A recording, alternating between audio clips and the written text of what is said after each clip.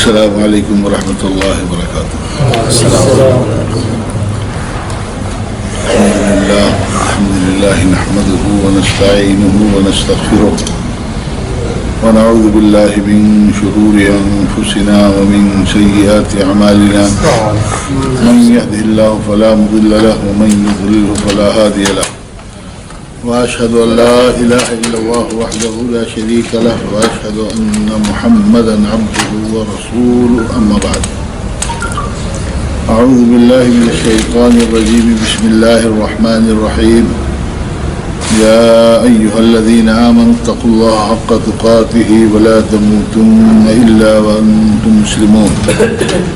يا أيها الناس اتقوا ربكم الذي خلقكم من نفس واحدة وخلق منها زوجها وبث منهما رجالا كثيرا ونساء، واتقوا الله الذي تساءلون به والأرحام إن الله كان عليكم رقيبا. يا أيها الذين آمنوا اتقوا الله وقولوا قولا سديدا يصلح لكم أعمالكم ويغفر لكم ذنوبكم، ومن يطع الله ورسوله فقد فاز فوزا عظيما.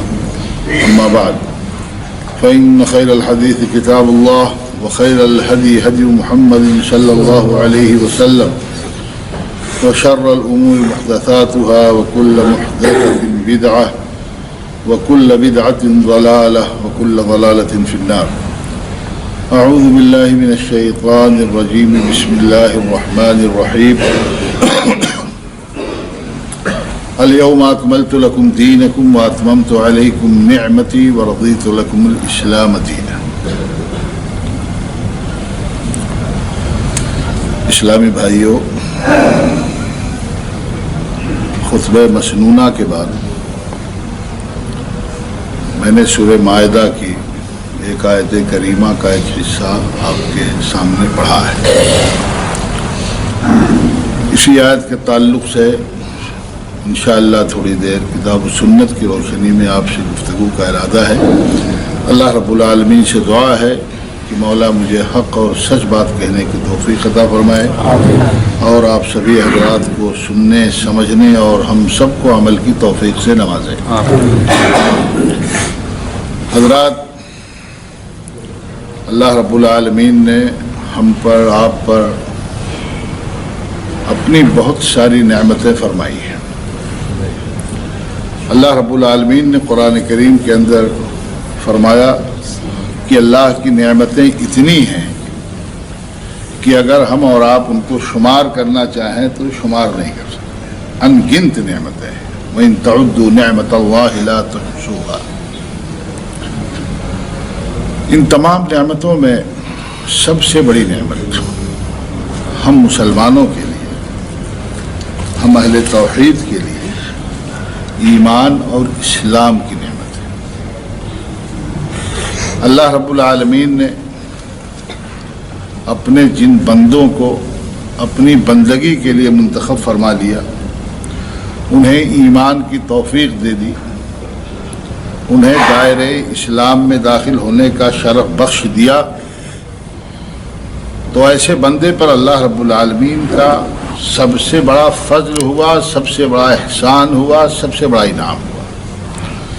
اس نعمت پر ہمیں اور آپ کو اللہ رب العالمین کا شکریہ ادا کرنا چاہیے. ورنہ آپ دیکھ رہے ہیں کہ اسی دنیا کے اندر ایک بڑی تعداد ایسے لوگوں کی ہے جنہیں اللہ رب العالمین نے اس نعمت سے محروم کر رکھا ہے. اللہ رب العالمین کا ہمیں اور آپ کو شکریہ ادا کرنا چاہیے اور اس نعمت کی قدر کرنی چاہیے. دوسری بات میں آپ سے یہ عرض کرنا چاہوں گا کہ اسلام یہ اللہ کا منتخب اور پسندیدہ دین ہے. اللہ رب العالمین نے قرآن مجید میں فرمایا کہ ان الدین عند اللہ الاسلام، اور اللہ رب العالمین نے قرآن ہی کی ایک اور آیت میں ارشاد فرمایا کہ وَمَن يَبْتَغِ غَيْرَ الْإِسْلَامِ دِينًا فَلَن يُقْبَلَ مِنْهُ وَهُوَ فِي الْآخِرَةِ لَمِنَ الْخَاسِرِينَ. اسلام چھوڑ کر کے اگر کوئی دوسرا مذہب کوئی اختیار کرتا ہے تو وہ مذہب وہ طریقۂ عبادت ہرگز قابل قبول نہیں، اور ایسا انسان خسارے میں رہے گا، نقصان میں رہے گا۔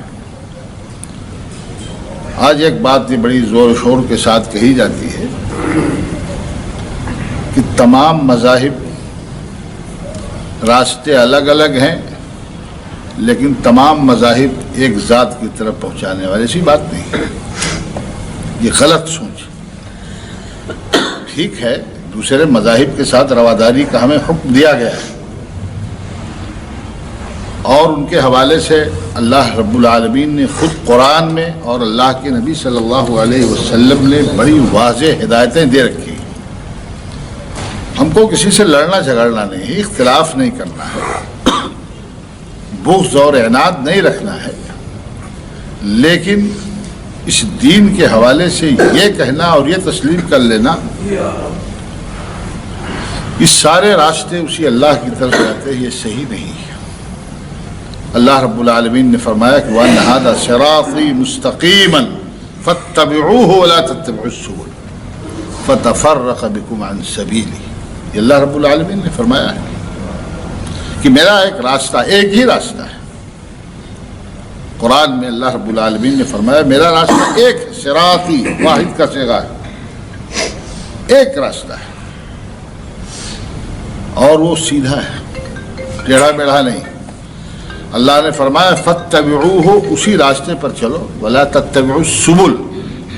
دیکھیے، گمراہیوں کے تعلق سے اللہ نے جمع کا صیغہ استعمال کیا کہ کئی راستے ہیں گمراہی، تو اس سے معلوم ہوا کہ ہدایت کا راستہ ایک ہی۔ اللہ رب العالمین نے قرآن میں جہاں جہاں نور و ظلمات کا ذکر کیا ہے، اللہ رب العالمین نے ہمیشہ نور کو واحد استعمال کیا ہے۔ قرآن میں جہاں بھی نور استعمال ہوا ہے اور جس بھی معنی میں استعمال ہوا ہے، اللہ رب العالمین نے قرآن کو، نور کو واحد استعمال کیا ہے، اور اس کے مقابلے میں تاریکیوں کا جہاں استعمال ہوا، ظلمات جمع کا صیغہ استعمال کیا ہے۔ اس سے معلوم ہوا کہ گمراہیوں کے راستے بہت ہیں۔ خود ہمارے مذہب اسلام کے ماننے والوں میں بھی گمراہیوں کے راستے ہیں، اور ہم سے جو الگ لوگ ہیں، غیر مسلم حضرات ہیں، ان کے اندر بھی گمراہیوں کے مختلف راستے ہیں۔ تو بات دوسری طرف چلے گی، میں کہنا یہ چاہتا تھا کہ اللہ رب العالمین کے ہم منتخب اور پسندیدہ دین دین اسلام ہے۔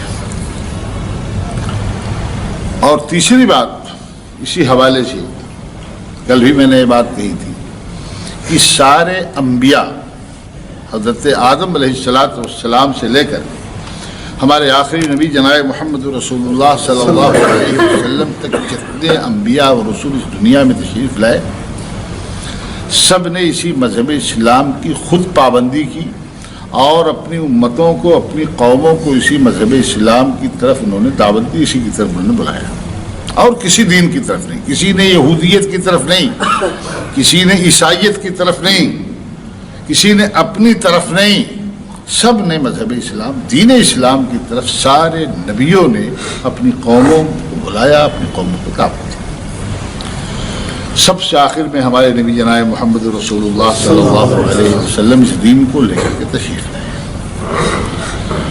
اللہ رب العالمین نے آپ کے اوپر قرآن نازل کیا، اور قرآن کو سمجھایا، قرآن یاد بھی کرایا ہمارے نبی صلی اللہ علیہ وسلم کو، اور قرآن کو اللہ نے سمجھا بھی دیا۔ گویا کہ قرآن کا جو معنی اور مطلب اللہ کے نبی صلی اللہ علیہ وسلم نے بیان کیا، وہ اللہ رب العالمین کی طرف سے آپ نے بیان فرمایا، اور خود اللہ رب العالمین نے قرآن کریم کے اندر ارشاد فرمایا کہ ما ينطق عن الهوى ان هو الا وحی یوحی۔ نبی اپنے منہ سے اپنی طرف سے کچھ نہیں کہتے ہیں، وہ کچھ بھی بولتے ہیں وہ اللہ کی طرف سے وحی ہوتی ہے، جس کو لوگوں کے سامنے بیان کرتے ہیں۔ تو میں کہنا یہ چاہ رہا ہوں کہ اللہ کے نبی جناب محمد رسول اللہ صلی اللہ علیہ وسلم پر قرآن نازل ہوا، اس قرآن کی تفسیر اللہ کے نبی جناب محمد رسول اللہ صلی اللہ علیہ وسلم نے اپنی زبان سے، اپنے عمل سے، اپنے کردار سے تقریباً 23 سال کے زمانے میں اللہ کے نبی صلی اللہ علیہ وسلم نے بیان فرما دیا اور دین اسلام کو مکمل کر کے اور مکمل شکل میں پوری دنیا کے سامنے پیش کر دیا۔ عقائد کا معاملہ ہو، عبادات کا معاملہ ہو، اخلاقیات کا معاملہ ہو، روزی روٹی کا مسئلہ ہو، تجارت کا مسئلہ ہو، کاروبار کا مسئلہ ہو، سیاست کا مسئلہ ہو، ان سارے مسائل کو اللہ کے نبی صلی اللہ علیہ وسلم نے دین سے جوڑ کر کے ہر ایک کی وضاحت فرما دی۔ چھوٹی چھوٹی باتیں اللہ کے نبی صلی اللہ علیہ وسلم نے امت کے سامنے بیان کی۔ یہ اس لیے آپ نے کیا کہ اللہ کی طرف سے آپ کو اس دین کے پہنچانے کا حکم دیا گیا تھا، آپ کو اس کا پابند بنایا گیا تھا۔ اللہ رب العالمین نے آپ کو حکم دیا کہ یا ایھا الرسول بلغ ما انزل الیک من ربک فإن لم تفعل فما بلغت رسالتہ واللہ یعصمک من الناس۔ اے رسول، آپ کے اوپر جو اللہ کے احکام نازل کیے جا رہے ہیں انہیں اللہ کے بندوں تک آپ پہنچا دیجیے۔ یہ آپ کا کام ہے، آپ کی ذمہ داری ہے، آپ کی ڈیوٹی ہے۔ اور اگر خدا نخواستہ فإن لم تفعل، اگر آپ نے یہ کام نہیں کیا، یہ ذمہ داری آپ نے پوری نہیں کی، اللہ کا دین اللہ کے بندوں تک نہیں پہنچایا، تو فما بلغت رسالتہ، تو آپ نے اللہ کا پیغام نہیں پہنچایا، اس میں آپ کی طرف سے کوتاہی ہوئی۔ اور آگے اللہ رب العالمین نے نبی کریم صلی اللہ علیہ وسلم کو تسلی دی واللہ یعصمک من الناس، لوگوں سے ڈرنے کی ضرورت نہیں ہے، اللہ نے آپ کی حفاظت کر لی ہے، اللہ آپ کا محافظ ہے، اللہ آپ کو دشمنوں سے بچائے۔ تو میرے عرض کرنے کا مطلب یہ ہے کہ اللہ رب العالمین نے نبی کریم صلی اللہ علیہ وسلم کو دین اپنے بندوں تک پہنچانے کا حکم دیا، آپ کو اس کا پابند کیا، اور اللہ کے نبی صلی اللہ علیہ وسلم نے دین اللہ کے بندوں تک پہنچا دیا۔ چنانچہ حجۃ الوداع کے موقع پر اللہ کے نبی صلی اللہ علیہ وسلم نے صحابہ کرام کے عظیم الشان مجمع کو مخاطب کر کے آپ نے ان سے ایک سوال کیا تھا کہ اللہ نے جو ذمہ داری میرے سر عائد کی تھی دین کو بندوں تک پہنچانے کی، تو الا هل بلغت، صحابہ یہ بتاؤ کہ کیا میں نے اللہ کا دین تم تک پہنچا دیا؟ صحابہ کرام رضی اللہ تعالی عنہم اجمعین نے جواب دیا بلا قد بلغت وأديت ونصحت، بے شک اے اللہ کے نبی صلی اللہ علیہ وسلم آپ نے دین ہم تک پہنچا دیا، اپنا فرض آپ نے ادا کر دیا اور امت کے ساتھ آپ نے خیر خواہی کی۔ اللہ کے نبی صلی اللہ علیہ وسلم نے دین کی ہر چھوٹی بڑی بات، ایک بات میں آپ کو بتا دوں کہ دین کی کوئی بات چھوٹی نہیں ہوتی ہے، لیکن ہمارے اپنے ذہن و دماغ کے تعلق سے ہم کسی چیز کو معمولی سمجھتے ہیں۔ اللہ کے نبی صلی اللہ علیہ وسلم نے وہ باتیں بھی لوگوں کو بتا دیں۔ یہودیوں نے مذاق بھی کیا، یہ تمہارا نبی کیسا ہے جو تمہیں پیشاب پائخانے کے آداب سکھاتا ہے؟ ہمارے نبی نے یہ بھی بتایا، پیشاب پائخانے کے آداب، کھانے کے آداب، چھینک آئے تو اس کے آداب، وہ ساری چیزیں ہمارے نبی نے بتا دی۔ تو یہودیوں نے کہا کہ تمہارا نبی کیسا ہے، معمولی معمولی باتیں بتاتا ہے، چھوٹی چھوٹی باتیں بتاتا ہے، نبی ہے تو اس کو بڑی بڑی باتیں بتانی چاہیے۔ صحابہ نے بڑے فخر سے کہا ہاں ہمیں فخر ہے کہ ہمارا نبی چھوٹی باتیں بھی ہم کو بتاتا ہے۔ تو کہنے کا مطلب یہ ہے کہ اللہ کے نبی صلی اللہ علیہ وسلم نے دین کے حوالے سے ساری باتیں صحابہ تک پہنچا دی، اور صحابہ کرام رضی اللہ تعالیٰ عنہم اجمعین نے اس کو محفوظ کیا، اپنی زندگی میں نافذ کیا۔ صحابہ کرام رضی اللہ تعالیٰ عنہم اجمعین نے دین کی عملی تصویر دنیا کے سامنے پیش کر دی کہ یہ دین ہے۔ تو اس سے معلوم ہوا کہ ہمارے لیے صحابہ کی زندگی بھی منہج ہے، اور ان کا طریقہ بھی ہمارے لیے قابل اتباع ہے، قابل تقلید ہے، اس لیے کہ اللہ کے نبی صلی اللہ علیہ وسلم نے ان کی تربیت کی۔ اللہ کے نبی جناب محمد رسول اللہ صلی اللہ علیہ وسلم اس دنیا سے جانے سے پہلے آپ نے دین کو مکمل کر دیا. مکمل کرنے کے بعد اس دنیا سے آپ تشریف لے گئے. الیوم اکملت لکم دینکم واتممت علیکم نعمتی ورضیت لکم الاسلام دینا. حجۃ الوداع کے موقع پر یہ آیتیں نازل. اللہ نے فرمایا مسلمانوں کو مخاطب کر کے, پوری انسانیت کو مخاطب کر کے, الیوم اکملت لکم دینکم, آج میں نے تمہارے لیے تمہارا دین مکمل کر دیا. مکمل کرنے کا مطلب کیا ہوا ہے؟ مکمل کرنے کا بہت صاف مطلب ہے کہ اس میں اب کسی اضافے کی گنجائش نہیں. دین کے حوالے سے ساری باتیں ہم نے تم تک پہنچا دی. دین مکمل ہو گیا, دین کمپلیٹ ہو گیا, اس میں کوئی کمی اضافہ کہاں کیا جاتا ہے؟ اگر کسی چیز میں کمی رہ جاتی ہے تب وہاں اضافہ کیا جاتا ہے, کریکشن کیا جاتا ہے, اصلاح کی جاتی ہے. دین کمپلیٹ ہو گیا. الیوم اکملت لکم دینکم واتممت علیکم نعمتی, میں نے تمہارے اوپر اپنی نعمت پوری کر دی. تمہارے لیے اسلام کو بطور دین میں نے پسند کر دیا. یہ اللہ رب العالمین نے فرمایا. معلوم ہوا کہ دین مکمل کر کے ہی اللہ کے نبی صلی اللہ علیہ وسلم اس دنیا سے تشریف لے گئے. یہی سے بات ہمیں اور آپ کو سمجھ لینی چاہیے کہ اس قیمتی دین کے حوالے سے کہیں ہم غفلت کا شکار تو نہیں ہیں. دین بہت قیمتی ہے, بیش بہا ہے. یہ اتنی قیمتی دولت ہے کہ اس کا موازنہ اور مقابلہ دنیا کی کسی دولت سے نہیں کیا جا سکتا ہے. سونے چاندی ہیرے جواہرات یا دنیا کی اور جو قیمتی چیزیں ہیں, دین کا مقابلہ ان سے نہیں کیا جا سکتا ہے. ہم دنیا کے معاملے میں بہت حساس ہیں, اور کوئی سامان ہم کو خریدنا ہوتا ہے, چھوٹا بڑا کوئی سامان, پراپرٹی خریدنی ہے تو 10 مرتبہ اس کے بارے میں تحقیق کرتے ہیں کہ پھنسنے والا معاملہ تو نہیں ہے, زمین صاف ہے کہ نہیں, اس پر کیس تو نہیں ہے, اس پر مقدمات تو نہیں, ایسا تو نہیں پیسے ہم لگائیں گے پھر زمین بھی ہم کو نہیں ملے گی. یہ ہم دنیا کے معاملے میں اس قدر حساس ہیں اور یہ سوچ ہم رکھتے ہیں.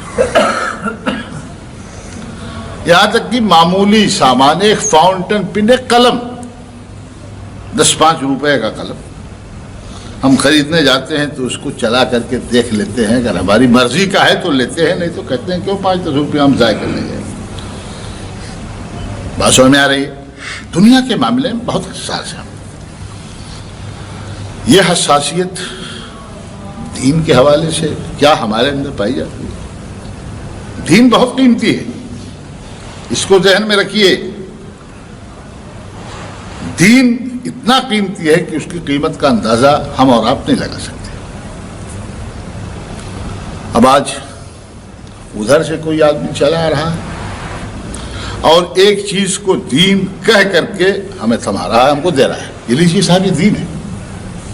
ادھر سے ایک آدمی آ رہا ہے, صاحب یہ دین ہے, یہ صلاۃ الرغائب ہے, یہ صلاۃ الالفیہ ہے, رجب کا مہینہ چل رہا ہے, یہ رجب کا عمرہ ہے, یہ رجب کا کنڈا ہے, چلا آ رہا ہے, ہم کو بتا رہا ہے, ہم کو دین کہہ کر کے وہ ہم کو دے رہا ہے. تو کیا ہم آنکھ بند کر کے اس کے اس دین کو ہم قبول کر لیں گے؟ کیا ہماری ذمہ داری یہ نہیں بنتی ہے کہ اتنا قیمتی دین اور اس قیمتی دین کے نام پر کہیں ہم کو ٹھگ تو نہیں رہا ہے, کہیں ہمارے ساتھ فراڈ تو نہیں کر رہا ہے, کہیں ہمارے ایمان کا سودا تو نہیں کر رہا ہے؟ یہ غفلت ہم مسلمانوں کے اندر ہے, اور اسی غفلت پر متنبہ ہونے کی ہمیں اور آپ کو بہت بڑی ضرورت ہے. ایک آدمی ادھر سے لے کر کے آ رہا ہے کوئی دین, بڑا خوشنما ہے, بہت اچھا لگ رہا ہے, نماز ہے, صلاۃ الرغائب 12 رکعت نماز, جو پڑھ لے گا اس کا یہ ہو جائے گا، اس کا یہ ہو جائے گا. بڑا اچھا لگ رہا ہے سننے میں، بڑی فضیلت بیان کی جا رہی ہے.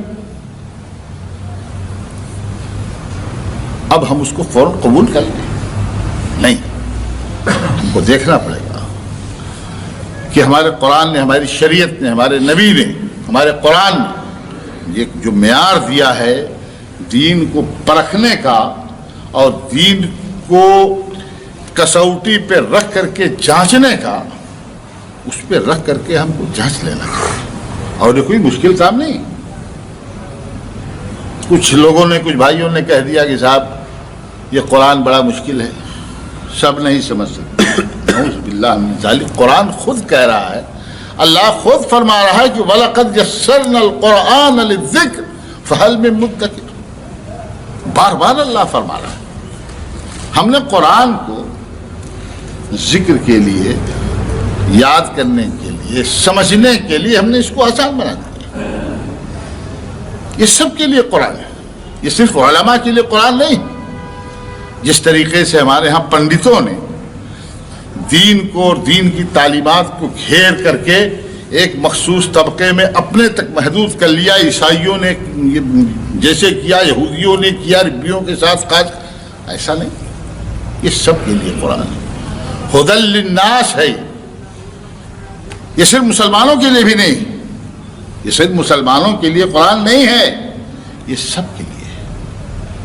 الف لام میم ذالک الکتاب لا ریب فیہ ھدی للمتقین وہاں کہا گیا. وہاں ایک دوسرے مفہوم میں ہے. تو میرے بھائیوں میں عرض یہ کر رہا تھا کہ اللہ رب العالمین نے قرآن ہماری ہدایت کے لیے نازل کیا ہے، اس میں اس کا ذکر ہے. ہمارے سامنے دین کو سمجھنے کے لیے جو پیمانہ ہے، جو کسوٹی ہے، جو معیار ہے، یہ اللہ کی کتاب ہے، اللہ کے رسول صلی اللہ علیہ وسلم کی سنت ہے، اور صحابہ کرام رضی اللہ تعالی عنہم اجمعین کا تعامل، ان کا منہج، ان کا فہم ہے. کوئی چیز دین کے حوالے سے اگر ہمارے سامنے آئے، ایک کسوٹی ہمارے پاس ہے. قرآن میں دیکھ لیجیے، ہے صلاۃ الرغائب کا تذکرہ ہے، رجب میں عمرے کا ذکر ہے، رجب کے کنڈوں کا ذکر ہے، مخصوص روزوں کا اس خاص مہینے میں ذکر ہے؟ نہیں ہے، نہیں ہے. قرآن میں ٹھیک ہے، حدیث میں ہم دیکھیں گے، اللہ کے نبی صلی اللہ علیہ وسلم کی سنت میں ہم دیکھیں گے. وہاں بھی ہم نے دیکھا اللہ کے نبی صلی اللہ علیہ وسلم کی صحیح حدیثوں میں اس کا کہیں ان کا ذکر نہیں ملتا ہے. ہاں جھوٹی حدیثیں جو گڑھ کر کے اللہ کے نبی صلی اللہ علیہ وسلم کی طرف منسوب کر دی گئی ہیں، ان کو حدیث کہنا بھی جرم ہے. ان روایتوں میں، ان گڑھی ہوئی روایتوں میں اس کا ذکر ملتا ہے. لیکن تمام محدثین نے بالاتفاق ان ساری روایات کو من گڑھت بتایا ہے کہ کسی بدماش نے گڑھ کر کے اس کو ہمارے نبی کی طرف منسوب کر دیا کہ ہمارے نبی نے کہا، حالانکہ نبی نے نہیں کہا. معلوم ہوا کہ سنت میں بھی نہیں ہے، سنت میں بھی ان چیزوں کا ذکر نہیں. صحابہ کرام کی زندگی کو دیکھ لیں، جن کے سامنے یہ دین پورا آیا، قرآن پورا نازل ہوا، قرآن کے ایک ایک صفحے میں جن کا ذکر ہے صحابہ، اور صحابہ کا اس امت پر احسان ہے کہ دین کے جتنے احکام اللہ رب العالمین نے نازل کیے ہیں وہ انہی کے واسطے سے نازل کیے. اسی لیے علماء نے کہا ہے کہ قرآن کی ایک ایک آیت میں صحابہ کا ذکر موجود ہے، پوشیدہ ہے اسی لیے. اور وہ صحابہ جن کے ایمان کو اللہ رب العالمین نے ماڈل بتایا ہے قرآن میں، کہ ہر آدمی کا ایمان معتبر نہیں ہے. ایمان کا دعویٰ تو بہت سے لوگ کرتے ہیں. اللہ نے کیا فرمایا؟ فَإِنْ آمَنُوا بِمِثْلِ مَا آمَنْتُمْ بِهِ فَقَدْ اهْتَدَوْا. منافقین کو مخاطب کر کے اللہ رب العالمین نے فرمایا کہ اگر یہ منافقین ایسا ایمان لے آئے جیسے کہ صحابہ تم ایمان لائے ہو. فَإِنْ آمَنُوا بِمِثْلِ مَا آمَنْتُمْ بِهِ، تب تو یہ ہدایت یاب ہوں گے. یعنی ماڈل ہے وہ صحابہ، ایمان میں ماڈل، عمل میں ماڈل، عقیدے میں ماڈل، اخلاقیات میں ماڈل، سلوکیات میں ماڈل، ہر چیز میں نمونہ ہے. اس لیے کہ اللہ کے نبی صلی اللہ علیہ وسلم نے ان کی تربیت فرمائی تھی. تو صحابہ کی زندگی میں ہم کو دیکھنا چاہیے. صحابہ نے یہ اعمال کیے دین سمجھ کر کے. صحابہ کے بارے میں آپ کیا سمجھتے ہیں؟ اتنی فضیلت والی چیزیں ہوتی تو کیا صحابہ کرام رضی اللہ تعالیٰ عنہم اجمعین اس میں پیچھے نہ جاتے؟ ہم اسے سبقت لے جاتے. اب یا تو یہ ہے کہ صحابہ کرام رضی اللہ تعالیٰ عنہم اجمعین کو یہ باتیں نہیں معلوم ہو سکی، حدیث انہی سے آئی ہے، حدیثیں انہی سے روایت کی گئی ہیں، صحابہ ہی سے. صحابہ کو یہ باتیں نہیں معلوم، اور اگر معلوم ہوئی تو انہوں نے اس کے اوپر عمل. ایسا تصور کرنا بھی گناہ ہے. صحابہ کرام رضی اللہ تعالیٰ عنہم اجمعین کے بارے میں یہ مقدس برگزیدہ شخصیتیں ہیں صحابہ کرام رضی اللہ تعالیٰ عنہم اجمعین کی. تو میں عرض کر رہا ہوں کہ صحابہ کرام رضی اللہ تعالیٰ عنہم اجمعین کی زندگی بھی ہمارے لیے ماڈل ہے، ہمارے لیے نمونہ ہے. ہم اپنے ان اعمال کو ان کی زندگیوں میں جھانک کر کے دیکھیں. ابو بکر صدیق رضی اللہ تعالیٰ عنہ سے افضل اس امت میں کوئی نہیں. سب جانتے ہیں نبیوں کے بعد پوری انسانیت میں نبیوں کے بعد سب سے افضل سیدنا ابو بکر صدیق رضی اللہ تعالیٰ، اور ان کے بعد حضرت عمر بن خطاب رضی اللہ تعالیٰ اجمعین ہیں. خیر یہ صحابہ کرام ہیں. تو میں عرض یہ کر رہا تھا کہ ان صحابہ کرام رضی اللہ تعالیٰ عنہم اجمعین نے صلاۃ الرغائب ادا نہیں کیا ہے. کہیں ایک بھی روایت، جھوٹی روایت بھی کسی صحابی کے بارے میں کوئی ثابت نہیں کر سکتا. فضیلت والی تو جھوٹی روایت ذکر کر دی گئی ہے، موضوع روایت، لیکن کسی صحابی کے بارے میں کہ ابو بکر نے، عمر نے، عثمان نے، علی نے، ابو ہریرہ نے، ابن عمر نے، عبداللہ ابن عباس نے رضی اللہ تعالیٰ عنہم اجمعین، کسی نے یہ نماز پڑھی. اور اس مہینے میں خاص طور سے روزوں کا اہتمام کیا ہے.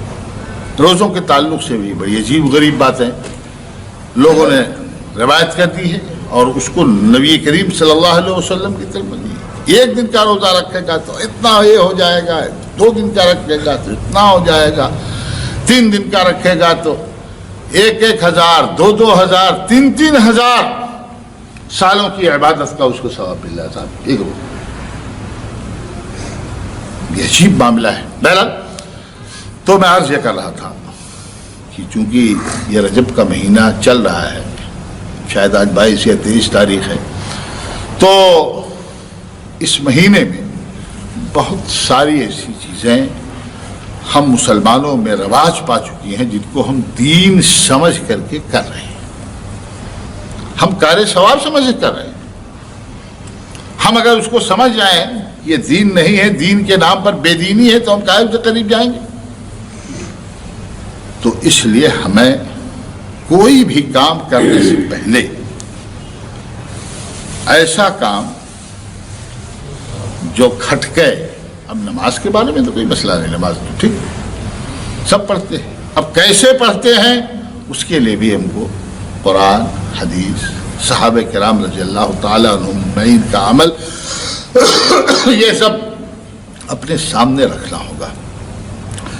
تو میرے بھائیوں، میرے بزرگوں، میں انہی چند باتوں پر اپنی گفتگو میں ختم کر رہا ہوں، اس دعا کے ساتھ کہ اللہ رب العالمین ہم سب کو اپنے صحیح اور سچے دین کو قبول کرنے کی توفیق عطا فرمائے، دین کے احکام پر صحیح معنوں میں چلنے کی توفیق عطا فرمائے، ہر قسم کی گمراہیوں سے اللہ ہماری حفاظت فرمائے۔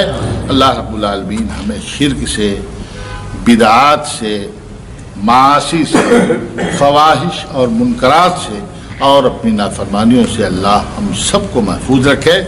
اللہ ہم سب کی مغفرت فرمائے، اللہ ہمارے والدین کی مغفرت فرمائے۔ ہم میں جو بیمار ہیں اللہ رب العالمین انہیں شفائے کامل عاجل نصیب فرمائے، اور ہمارے جو بھائی پریشان حال ہیں اللہ ان کی پریشانیوں کو دور فرمائے۔ اقول قولی ھذا واستغفر اللہ لی ولکم ولسائر المسلمین فاستغفروہ انہ هو الغفور الرحیم۔